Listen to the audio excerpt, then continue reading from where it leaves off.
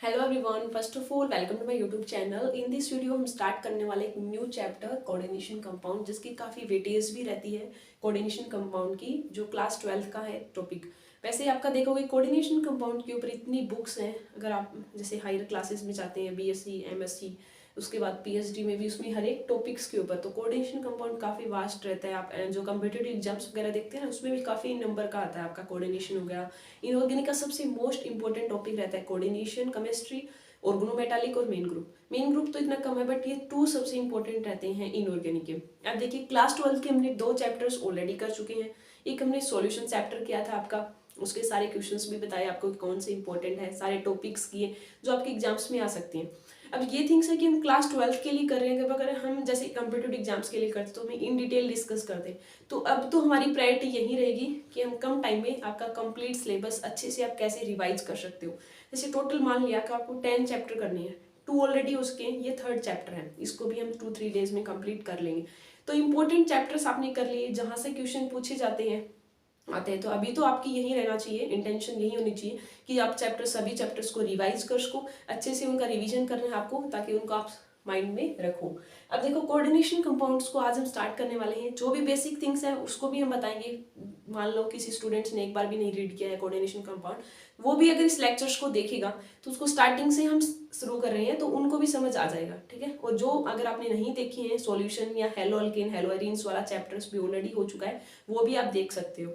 और कभी तो ऐसा लगता है कि हमें स्टॉप कर देनी चाहिए, फिर भी मैं सोचा कि जो भी स्टूडेंट्स कर रहे हैं, एटलीस्ट 20 स्टूडेंट्स वॉच कर रहे हो या 30 कर रहे हो वॉच वीडियोस को, तो उनको तो हेल्प मिल रही है, तो उसके लिए हम कंटिन्यू रख रहे हैं इस सीरीज को। तो हम इसको कंप्लीट ही करेंगे, स्टॉप नहीं करेंगे, ठीक है। तो आज का हमारा जो चैप्टर है कोऑर्डिनेशन कंपाउंड्स, तो इसके अंदर क्या इंपॉर्टेंट थिंग्स है। तो सबसे पहले कोई भी चैप्टर, जैसे मैं कोई भी चैप्टर स्टार्ट करती हूँ, बीएससी का हो एमएससी का हो, तो चैप्टर का नाम ही कुछ वर्ड सजेस्ट कर देता है आपको, ठीक है।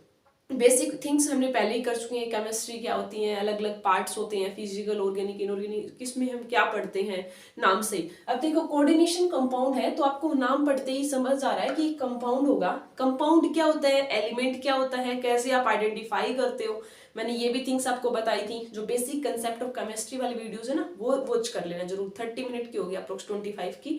तो उसमें सारे बेसिक कंसेप्ट के जो कीवर्ड हैं उनका आपको समझ आ जाएगा, ठीक है। तो कंपाउंड है, कंपाउंड में मतलब जैसे मान लो ए और बी 2 टाइप के मिलेंगे, तो 2 डिफरेंट टाइप। अब कोई कंपाउंड है, उसमें हमने बताया था आपको 3 टाइप के बॉन्ड हैं। बेसिक आयनिक बॉन्ड हो सकता है, कोवलेंट है, वैसे तो 4 आयनिक है, कोवलेंट है, मेटालिक है, कोऑर्डिनेशन बॉन्ड है। बॉन्ड्स को भी हमने कई वीडियोस में बताया है कि कौन से बॉन्ड को कैसे पहचानते हो। तो इनके अंदर जो कोऑर्डिनेशन कंपाउंड्स होते हैं, जो बॉन्ड होता है आपका, वो होता है कोऑर्डिनेट बॉन्ड, ठीक है। बॉन्ड किसके बीच में होगा, जो चीज अटैचमेंट, मान लिया कि ये है, ये दोनों का कंपाउंड बना रहे हैं ये दूसरे, तो इनके बीच में जो अटैचमेंट है, जो फोर्स ऑफ अट्रैक्शन है जिससे वो बाइंड है, आप उसमें बताओगे कि वो आयनिक बॉन्ड से हैं। बॉन्ड एक फोर्स ऑफ अट्रैक्शन ही तो होता है, दो जिसको दो मॉलिक्यूल्स को बाइंड किए होते हैं, 2 एलिमेंट को। अब ये जो बाइंड किए हुए ना, ये डिपेंड करेगा कि वो आयनिक है, कोवलेंट वाले बॉन्ड से बाइंड हुए हैं, कोऑर्डिनेशन से हुए हैं, मेटालिक से हुए। तो ये इसमें बॉन्ड आपको पता चल गया कि कोऑर्डिनेट बॉन्ड रहने वाला है। कोऑर्डिनेट बॉन्ड भी मैंने बताया था कि क्या होता है, ठीक है। अब इसमें एक इंपॉर्टेंट क्वेश्चन आता है आपका, सिंपल, आपको कोऑर्डिनेशन कंपाउंड बनता कैसे है, मतलब जब 2 या 2 से ज्यादा स्टेबल कंपाउंड सेम टाइप के एंट्री मिक्स होके। अब इसमें जनरल थिंग्स क्या होती है, अब देखो एक टर्म और आती है आप इसके, एक होता है आपका डबल साल्ट, एक होता है आपका कोऑर्डिनेशन कंपाउंड, ठीक है। पहले मैं एक कोऑर्डिनेशन कंपाउंड्स का एग्जांपल यहाँ पे नोट कर रही हूँ, तो वहां से आपको थोड़ा आइडेंटिफिकेशन हो जाएगी। जैसे Ni मैंने लिख दिया NH3 और यहाँ लिख दिया मैंने Cl2, ठीक है। ये चार्ज होता है आपका, ये लिख दिया मैंने यहाँ पे, ठीक है। ये है आपका एक कोऑर्डिनेशन कंपाउंड्स है। जो ये Ni है, ये आपका एक मेटल है, ये लिगेंड है, और ये आपका काउंटर आयंस होता है। हम आगे इसमें जो कीवर्ड पॉइंट होते हैं वो भी हम बताएंगे, कोऑर्डिनेशन कंपाउंड्स कोई भी लिखते हो आप। अब इसमें लिख दूं मैं जैसे K2SO4, Al2SO4 या 12H2O, जैसे मोर साल्ट होता है, फेरस साल्ट होता है, या आप कोई भी आयंस लिख सकते हो। जैसे सिंपल मैंने लिख दिया कि Fe2SO4 है, मान लिया। तो ये दोनों एज ए डबल साल्ट। तो 2 मार्क्स में क्वेश्चन पूछा भी गया है बोर्ड एग्जाम्स में, आपने देखा होगा कि डबल साल्ट के बीच में कोऑर्डिनेशन कंपाउंड में डिफरेंस बताइए, चिलेटिंग लिगेंड्स क्या होते हैं, कोऑर्डिनेशन नंबर क्या होता है, ऑक्सीडेशन स्टेट क्या होती है, आईयूपीएक नेम क्या होते हैं, आइसोमेरिज्म से क्वेश्चन आएगा, VBT, CFT, low spin, high spin, hybridization, ये ऑल थिंग्स हम डिटेल से डिस्कस करने वाले हैं। ठीक है, तो ये आपका डिफरेंस पूछ सकते हैं 2 मार्क्स में। तो क्या डिफरेंस होता है, देखिए कोऑर्डिनेशन जो कंपाउंड है, ये मान लिया सपोज दैट फॉर एग्जांपल निकल एन, इसका कॉम्प्लेक्स है ये। ठीक है, ये कॉम्प्लेक्स है, अगर आप इसको डिजोल्व कर दिया, आपने पानी में डिजोल्व कर दिया, तो ये तो जो कोऑर्डिनेशन कंपाउंड्स होते हैं वो एग्जिस्ट करते हैं सॉलिड स्टेट में भी और डिजोल्व स्टेट लिक्विड, मान ली आपने किसी के साथ डिजोल्व कर दिया तब जो कॉम्प्लेक्स की फॉर्मेशन एग्जिस्ट करते हैं। बट जो डबल साल्ट होते हैं, जैसे डबल साल्ट हैं, ये सिर्फ एग्जिस्ट करते हैं आपके सॉलिड स्टेट में, ओनली सॉलिड स्टेट में ही एग्जिस्ट करेंगे, और ये आपके सॉलिड में भी, और जो जिसके साथ भी आप डिजोल्व करें लिक्विड। अब मान लिया मैंने इसके साथ पानी डाल दिया, तो एक कॉम्प्लेक्स आप बनाओगे ना, तो ये हो जाएगा NiNH3 6+2 और Cl2 अलग आयन बन जाएगा। ठीक है, ये बाहर निकल जाएगा। दैट मीन्स इसके अंदर जो आइडेंटिटी है ना वो लूज नहीं होती। ये जो बॉन्ड है निकल का और अमोनिया का, जब आपने पानी डाल दिया, कोई अंदर सॉल्वेंट डाल, पानी अंदर मान लिया, तो इनके बीच में जो बॉन्ड्स ऑफ अट्रैक्शन वो रहेगा। ये नहीं है कि वो ब्रेक हो जाएगा, निकल का अलग आयन बन जाएगा, अमोनिया का अलग, Cl का, ये नहीं होता। बट अगर डबल साल्ट होता, मान ले मैं इसी में ले लेती, इनको अगर डिजोल्व करते हैं, हम देखा गया डिजोल्व करके, तब क्या मिला, ये अलग अलग आयन्स में डिसोसिएट, पोटेशियम अलग आयन मिलेगा, सल्फेट अलग आयन मिलेगा, एल्यूमिनियम वाला अलग मिलेगा, वैसे ही आयरन वाले में। तो हर एक आयन डिसोसिएट हो जाएगा अपने, मतलब कॉम्प्लेक्स आयन है डिसोसिएट हो गया अपने आयन्स में। वो किस में हो रहा है, आपका डबल साल्ट के अंदर। कोऑर्डिनेशन कंपाउंड के अंदर वो डिसोसिएट नहीं रहता, इसीलिए हम ये बोलते हैं, आपने डेफिनेशंस भी देखी होगी कि जो कोऑर्डिनेशन कंपाउंड के अंदर जो आइडेंटिटी होती है ना वो रिमेन रहती है, वो लॉस नहीं होती। आइडेंटिटी का मतलब जो भी प्रॉपर्टीज है, अब देखो पहले भी ये प्रॉपर्टी है, तो बाहर वाला काउंटर आयन है, जो मेन हम वर्क कर रहे हैं, कोऑर्डिनेशन नंबर यहाँ पे भी 6 रहा है, यहाँ पे भी 6 रहा है, मेटल यहाँ पे भी अमोनिया रही है, निकल रहा है, यहाँ पे भी निकल है, लिगेंड NH3 है, कोई चेंज नहीं हुआ, तो मतलब प्रॉपर्टी भी आपकी सेम। इसीलिए हम बोलते हैं कि जो कोऑर्डिनेशन कंपाउंड है वहां पे आपकी आइडेंटिटी लूज नहीं रहती, रिटेन रहती है, बट डबल साल्ट में नहीं रहती। ये मैं डिफरेंस बता रही हूँ आपको, 2 मार्क्स में क्वेश्चन आ सकता है। जो 12th के स्टूडेंट्स वीडियो वॉच कर रहे हैं तो अच्छे से देख लेना, जब मैं समझा रही हूँ तो उनको पॉइंट के वे में आपको लिखना है। एग्जाम में आ गया कि डबल साल्ट कोऑर्डिनेशन कंपाउंड में डिफरेंस बताओ, तो आप उनका डिफरेंस तो लिखोगे कि कोऑर्डिनेशन कंपाउंड क्या है, डबल साल्ट क्या है, फिर आप बताओगे कि डबल साल्ट एग्जिस्ट सिर्फ सॉलिड स्टेट में, और जो कोऑर्डिनेशन कंपाउंड है सॉलिड में भी, और जो लिक्विड है डिजोल्व स्टेट में, जिसके साथ आप डिजोल्व कर रहे हो। फिर आप लिखोगे कि जो डबल साल्ट है वो अपनी आइडेंटिटी लूज कर देते हैं। अब यहाँ पे देखो, पहले आपका ये था कॉम्प्लेक्स था Fe2SO4, या मैंने ये लिख लिया, आप मोरसाल्डिन का एग्जाम्पल ले ली, पहले एक अलग प्रॉपर्टी शो कर रहा था कॉम्प्लेक्स, बट आपने किसी से डिजोल्व कर दिया, मान ली वाटर, तो अलग अलग आयन हो गया। अब पोटेशियम एक अलग आयन बन गया, सल्फेट एक अलग आयन बन गया, तो आयन की अलग अलग प्रॉपर्टी होगी, उनकी प्रॉपर्टी चेंज होगी, पहले कुछ और थी बाद में कुछ और होगी।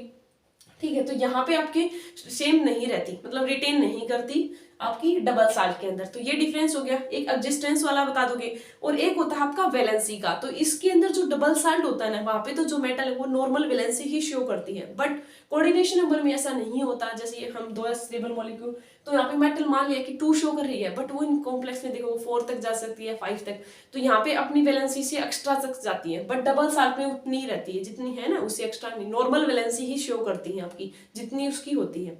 ठीक है, बट उसमें एक्सीड कर सकती है। तो 4 पॉइंट है, काफी इंपॉर्टेंट है, 2 मार्क्स में क्वेश्चन पूछ सकते हैं आपसे, तो ये काफी इंपॉर्टेंट है, और इनको आपको पता होना चाहिए कि डबल साल्ट क्या होता है, कोऑर्डिनेशन कंपाउंड क्या होता है, ये टर्म होगी। अब कोऑर्डिनेशन कंपाउंड को डिटेल से डिस्कस करने से इसमें कुछ इंपॉर्टेंट टर्म है। मान लो कोई कॉम्प्लेक्स लिखा मिल गया, आप कैसे पहचानोगे कोऑर्डिनेशन कंपाउंड है, उसमें जो टर्म आती है उसको आप कैसे लिखोगे। अब देखो, एक टर्म होती है आपकी, सिंपल हम लिखें कि सेंट्रल, जैसे एक मेटल एटम आपकी, एक मेटल है आपका, एक आपका लिगेंड है। कैसे, अब सिंपल आपको पता है कि लिगेंड क्या होता है, 2 मार्क्स में डेफिनेशन पूछ ली आपसे कि define the ligand and it's type discuss करो। तो लिगेंड का मतलब ये समझोगे जो डोनेट करेगा एक पेयर ऑफ इलेक्ट्रॉन। तो लिगेंड क्या करता है, आपका पेयर ऑफ इलेक्ट्रॉन को डोनेट करेगा हमेशा, और मेटल क्या करेगा, आपका एक्सेप्ट करेगा।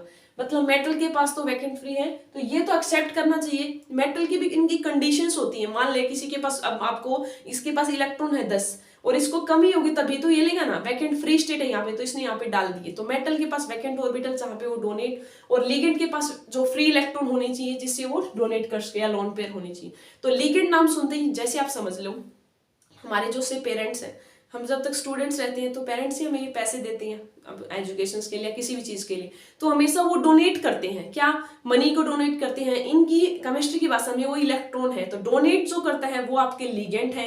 और हम क्या करते हैं, हम पैसे लेते हैं अपने पेरेंट्स से, तो हम एज ए वर्क करते हैं मेटल का, और जो हमारे पेरेंट्स है वो लिगेंड्स का। तो वैसे ही आपका लिगेंड तो डोनेट करेगा और मेटल है वो एक्सेप्ट करेगा। अब इनमें भी डिपेंड करता है कि जो लिगेंड है ना वो अलग अलग, एक मोनोडेंटेंट लिगेंड होता है, बाइडेंटेंट हो सकता है, ट्राइडेंटेंट या पॉलीडेंटेंट की। इसका मतलब क्या होता है, मोनो का मतलब एक ही डोनर एटम है वहां पे, ठीक है। मैं सिंपल लिख दूं, Cl नेगेटिव लिख दिया मैंने, वाटर लिख दिया, अमोनिया लिख दिया। यहाँ पे सिर्फ एक ही लोन पेयर ऑफ इलेक्ट्रॉन को डोनेट कर सकते हैं, मतलब एक ही है, वन है डोनर एटम। यहाँ पे Cl करेगा, वाटर करेगा, अमोनिया एक ही करेगा। बाइडेंटेंट का मतलब क्या होता है, बाई का मतलब है दो है, वहां पे जो डोनर एटम है वहां पे टू है, ठीक है। अब मैं इसमें लिख लूं कि जैसे आपका इथाइलेट डायमीन सुना होगा आपने, या इसी में मैं लिख देती आपको ऑक्सलेट आयन है। ऑक्सलेट आयन में आप देखोगे कि इसे C2O4 2 नेगेटिव, तो दो ऑक्सीजन से आपके डोनेशन मिलती है आपको, ठीक है। जैसे हमें थायोसाइनेट वाला कर दूं, सल्फर भी दे सकता है आपका कार्बन उसमें, तो ये भी डिफरेंट एग्जांपल्स हो सकते हैं इसके बाइडेंटेंट के। और पॉलीडेंटेंट में क्या होता है, जैसे आपने हेक्साडेंटेंट सुना होगा कि दो से ज्यादा दे रहे हैं आपको इलेक्ट्रॉन। तो ये तो थी आपकी लिगेंड की क्लासिफिकेशंस, लिगेंड को कैसे पहचानोगे। तो ये थिंग्स तो पता चल गई कि मेटल एटम क्या होता है, लिगेंड क्या होता है। अब देखिए ये एक टर्म है, अब इसको जो हम कोई भी कॉम्प्लेक्स आप देखोगे कोऑर्डिनेशन कंपाउंड में, जैसे मैंने पहले लिखा था वो है, जैसे ये था आपका CONH3 6, ठीक है, और यहाँ मैंने लिखा है Cl2 या प्लस मान लिया एक।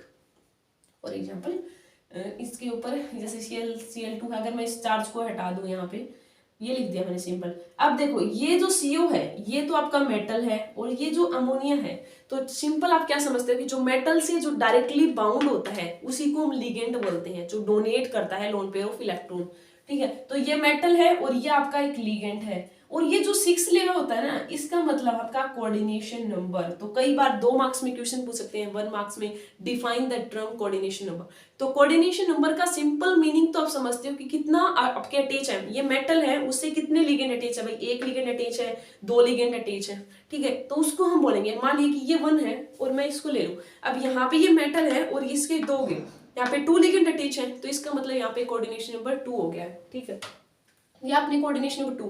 अब यहाँ पे 6 लिगेंड अटैच है, इसका मतलब इसका कोऑर्डिनेशन नंबर आपका 6 रहने वाला है, ठीक है। और इसके अंदर कई स्टूडेंट्स को ये कंफ्यूजन रहता है कि जितना अटैचमेंट होगा ना वही उसका कोऑर्डिनेशन नंबर है, बट दैट्स नॉट ट्रू। वो डिपेंड करता है, ये जो लिगेंड है ना, अगर मोनोडेंटेंट है तो जितने आपके लिगेंड अटैच होंगे उतना ही उसका कोऑर्डिनेशन नंबर हो जाएगा। मान लिया कि अमोनिया है, उसमें एक लोन पेयर, मतलब ये मोनोडेंटेंट लिगेंड होता है, कितने लिगेंड आपके 6 अटैच है, तो इसका मतलब इसका कोऑर्डिनेशन नंबर आपका 6 हो गया। मान लिया ये लिगेंड अगर आपका बाइडेंटेंट होता, दैट मींस वहां पे 2 डोनर ईन लेते थे आप, ईन का मतलब होता है इथाइलिन डायमीन। तो इस बाइडेंटेंट का मतलब है कि एक जो लिगेंड है वो 2 डोनर की तरह बिहेव कर रहा है, 2 इलेक्ट्रॉन पेयर दे रहा है आपको, ठीक है। तो एक लिगेंड 2 दे रहा है, तो 3 लिगेंड आपने अटैच कर दिए, इसको मतलब कितना होगा 6। तो अगर कई बार आपको ये मिला जाता है COEN थ्राइस और आपसे पूछ ले कोऑर्डिनेशन नंबर, तो आपको सिंपल आप देखोगे भाई मैम ने तो ये बताया था कि मेटल से जितने लिगेंड वो उसका कोऑर्डिनेशन नंबर होता है। बट सेकंड पॉइंट ये भी होता है कि आप ये चेक करते हो कि जो लिगेंड लगा है वो मोनोडेंटेंट लगा है बाइडेंटेंट। मोनोडेंटेंट होता Cl अमोनिया, आगे आप टेबल भी देखते हो अपनी बुक्स में, मोनोडेंटेंट की कैटेगरी, बाई की, ट्राई की, अलग अलग, ठीक है। मेनली आपका मोनो और बाई से ही रह जाता है, एक ईन का आ जाता है हेक्साडाइमिनल। तो अगर मोनोडेंटेट होता तो जितने अटैचमेंट हैं आपके 5 है तो 5 हो जाएगा, 6 है तो 6 हो जाएगा। बट अगर बाइडेंटेंट है तो उसका मतलब एक लिगेंड 2 लोन पेयर दे रहा है, 2 इलेक्ट्रॉन दे रहा है, मान लिया आपको 2 लोन पेयर ऑफ इलेक्ट्रॉन, तो आपका 3 कितने दोगे, 3 दूनी 6 हो गए। तो इसका कोऑर्डिनेशन नंबर आप 6 बोलोगे, 3 नहीं बोलोगे। 3 बोलोगे तो गलत हो जाएगा क्योंकि एक बाइडेंटेंट लिगेंड है आपका, ठीक है। इथाइलिन डायमीन की जो हम बात कर रहे हैं, तो उस टाइप से आपको देखना पड़ता है। अगर ट्राइडेंटेंट होता है, मान लो 2 ही है, तो एक ट्राइडेंट में 3 है तो 2 6 देनी, तो उस टाइप से ये हो गया। और ये जो बाहर वाला, इस चीज को हम बोलते हैं कोऑर्डिनेशन स्फीयर। तो ये कई बार है ना, ये सिंपल टर्म्स होती हैं, इनका पता होना चाहिए आपको क्या बोलते हैं कोऑर्डिनेशन के अंदर। ये जो ब्रैकेट वाली हमने टेबल लिखी है जिसके अंदर आपका मेटल लिगेंड से बाइंड है, इसको हम कोऑर्डिनेशन स्फीयर बोलते हैं, या आयनाइजेशन स्फीयर भी बोल देते हैं कई बार। और ये जो बाहर वाला जो आयन होता है इसको हम क्या बोलते हैं, काउंटर आयन बोलते हैं, इसको हम काउंटर आयन बोलते हैं। अब ये जो हमने बोला कोऑर्डिनेशन स्फीयर, ये 3 टाइप का हो सकता है, कैटायनिक भी हो सकता है, एनायनिक भी हो सकता है, न्यूट्रल। हम कैसे बात करें, अब ये जो आपको ब्रैकेट मिलेगी इसके ऊपर अगर प्लस चार्ज है दैट मीन्स वो कैटायनिक है, मान लिया मैं नेगेटिव कर देती तो वो आपका एनायनिक हो जाता, कोई भी चार्ज नहीं निकालती तो दैट मीन्स ये न्यूट्रल है। तो 3 टाइप का हो सकता है, ये बेसिक टर्म्स है। हमने कोऑर्डिनेशन स्पीड देख लिया, कैटायनिक, एनायनिक, न्यूट्रल देख लिया, मेटल देख लिया, लिगेंड देख लिया, लिगेंड की क्लासिफिकेशंस देख ली, कोऑर्डिनेशन नंबर देख लिया, कैसे आप पहचानोगे वो देख लिया, ये काउंटर आयन होता है। फिर एक टर्म आती है चार्ज कैसे निकालते हो आप मेटल आयन के ऊपर, चार्ज कैसे कैलकुलेट करोगे। तो चार्ज में क्या होता है, मान लिया कि ये है, अब मैं ये कॉम्प्लेक्स दे देती हूँ, यहाँ पे +2 है। अब आपको बोला कि चार्ज कैलकुलेट करो मेटल एटम के ऊपर। तो चार्ज के लिए आपको क्या करना होता है, मेटल का निकालना, तो उसको आप x मान लीजिए। मान लिया मेरे को कोबाल्ट है तो मैंने इसको मान लिया x। अब प्लस में आप करोगे जितने अटैच है वो, इनटू में जो आपका लिगेंड है, मान लिया लिगेंड आपका अमोनिया है, इक्वल टू में जो चार्ज है। अब देखो स्टूडेंट्स का मैम कंफ्यूजन रहता है इनमें, केमिस्ट्री में ये तो टर्म है कि देखो आपको ये ध्यान रखना पड़ता है कि लिगेंड आपका वो एनायनिक है, आपका कैटायनिक है, न्यूट्रल है, कितने इलेक्ट्रॉन पेयर डोनेट करेगा, वो 1 इलेक्ट्रॉन पेयर देने वाला है, 2 वाला है, 3 वाला है। अब देखो अमोनिया होता है ना, वो एक न्यूट्रल होता है, मतलब वो 0 इलेक्ट्रॉन पेयर देता है। तो 0 है तो वहां पे आप लिखोगे उसका चार्ज 0 लिख दोगे। अगर मान लो यहाँ पे Cl होता तो Cl आपका -1 1 इलेक्ट्रॉन पेयर देता है, तो यहाँ पे 1 लिख देते आप।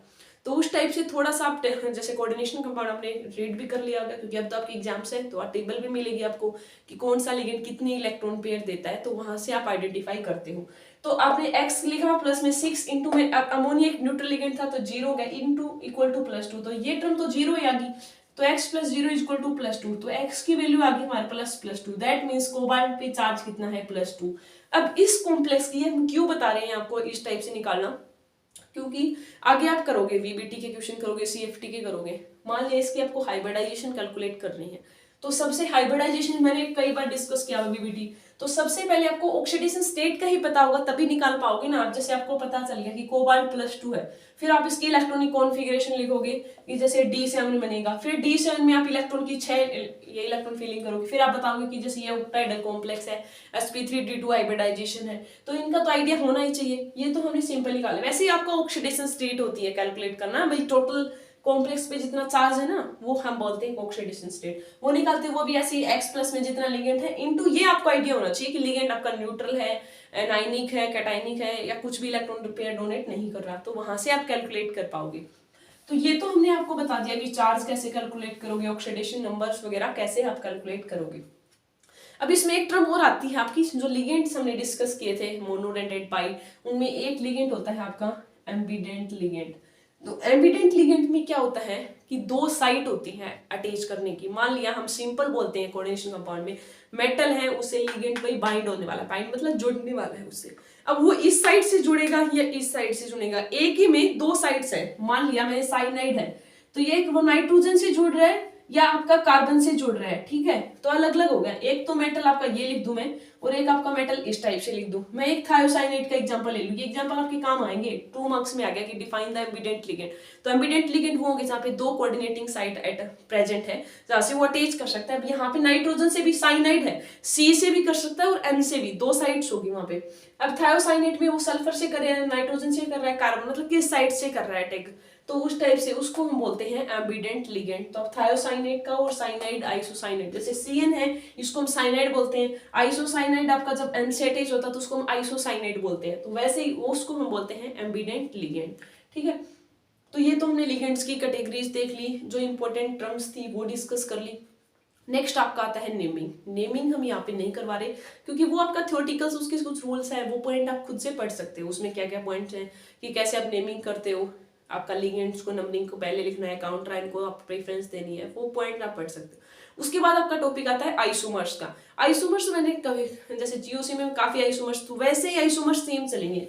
आप ये समझते हो आइसोमर डिफरेंट नहीं, आइसोमर सेम ही रहने वाले हैं, उसमें कोई चीज नहीं रहेगा। आइसोमर्स में क्या है आपका same molecular formula, physical chemical property different होगी।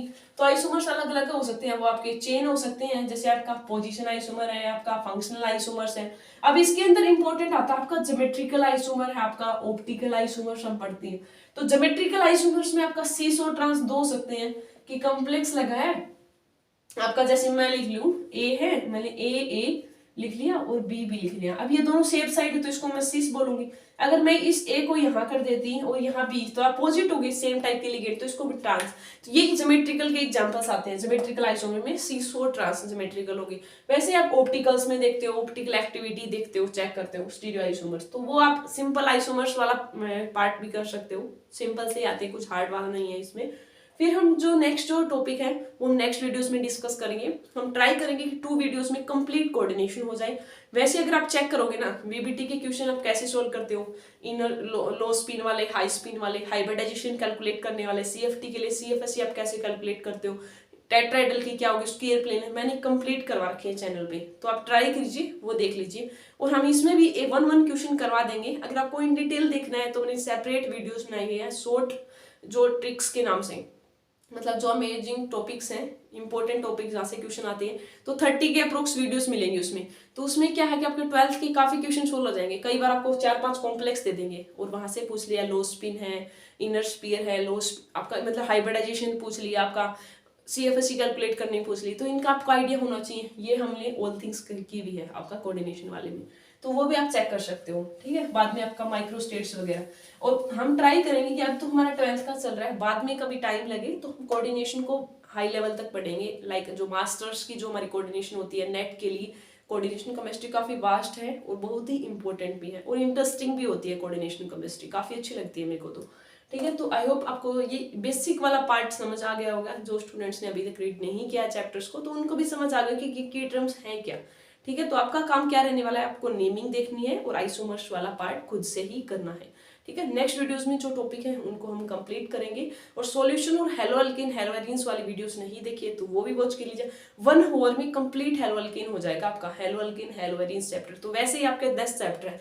अगर आप 2 दिन भी लगातार यूट्यूब से ही मतलब 24 आवर देख लेते हो, सारे चैप्टर्स होने के बाद की बात है, तब भी आपका कंप्लीट रिवीजन हो जाएगा। ठीक है, तो पढ़ते रहिए अच्छे से। और कुछ भी अगर आपको क्यूरी लगती है तो आप वो कमेंट भी कर सकते हो और मेल भी कर सकते हो। मेल भी मैंने बता रखी है आपको, uk228553@gmail.com। तो I will try to solve your Curie.